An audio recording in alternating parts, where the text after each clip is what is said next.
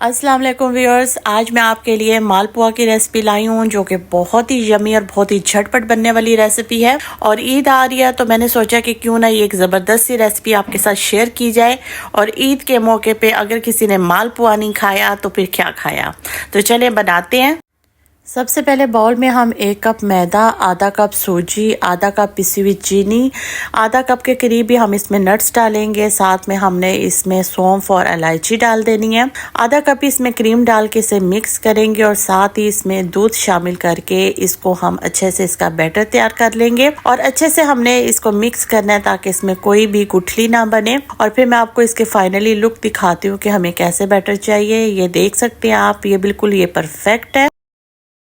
इसके बाद हम चाशनी तैयार कर लेंगे। यहाँ पे हमने 1 कप चीनी और 1.5 कप पानी डालना है। थोड़ा सा फूड कलर और 3-4 सब्ज़ इलायची डाल दें और इसे आप अच्छे से बॉईल कर लें। यहाँ पे हमने इसे 3 से 4 मिनट तक बॉईल करना है।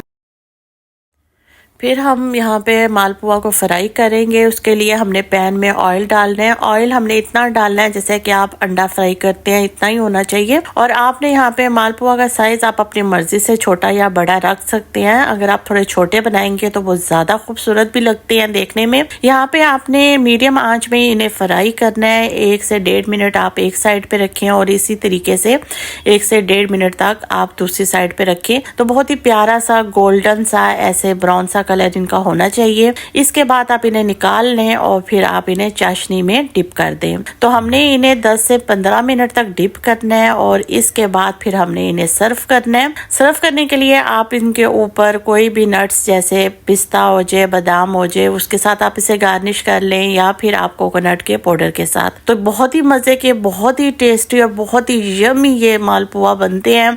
यकीन माने आप ये एक दफा बनाएंगे अपनी फैमिली में, अपने बच्चों को, अपनी फैमिली को खिलाएं या गेस्ट को आप खिलाएंगे तो आपकी वाह ही वाह है।